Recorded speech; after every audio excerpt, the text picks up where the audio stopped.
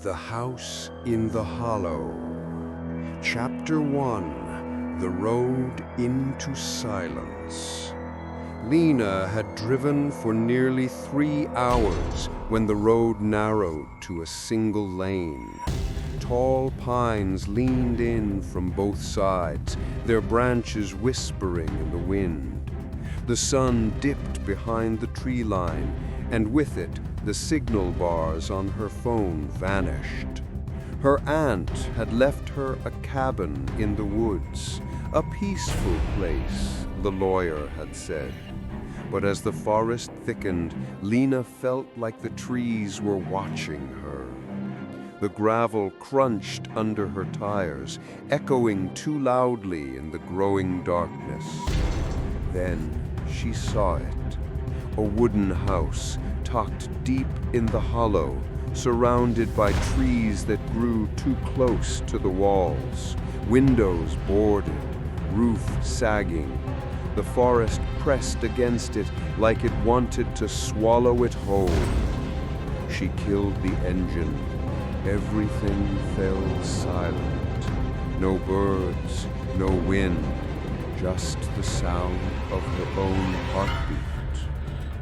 Candle. Chapter 2.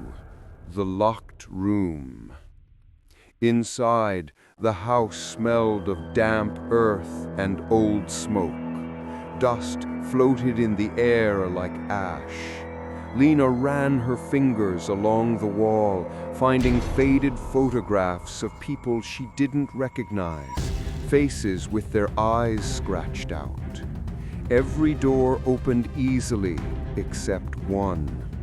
Upstairs, at the end of the hallway, a door with 3 heavy locks. She tugged at the handle, nothing. But as she leaned in, she swore she heard breathing from the other side. Slow, wet, human. She backed away, heart pounding. Later that night, as she unpacked, she found a note in the drawer of the nightstand. A single sentence written in smudged ink. Don't let it hear you at night. Chapter 3. The Whispering Walls. The forest came alive after sunset, not with animal sounds, but whispers, soft, sibilant, inside the walls. She pressed her ear against the wood and froze. Someone was whispering her name. Lena. The sound came from the locked room. She tried to ignore it, but at exactly 2:17 a.m., something knocked on the door from the inside. 3 slow knocks, then silence. Chapter 4. The Hollow Beneath.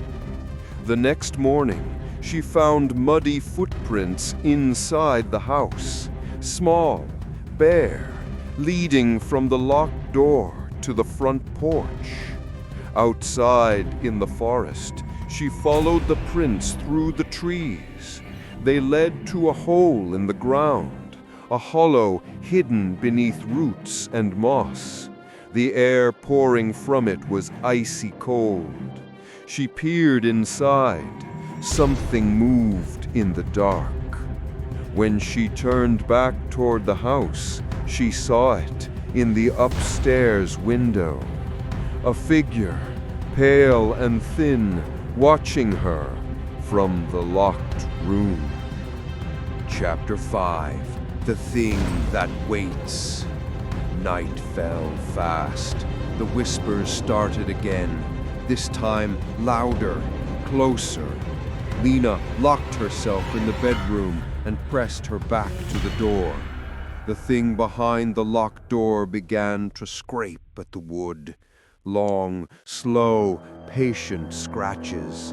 It didn't want to break out. It wanted her to come closer. Then came the knock again.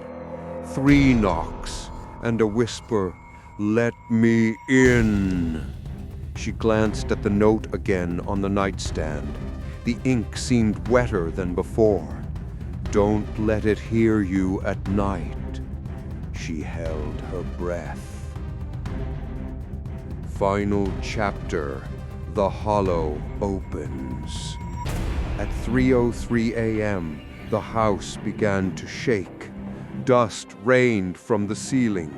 The locks on the upstairs door clicked. 1, 2, 3.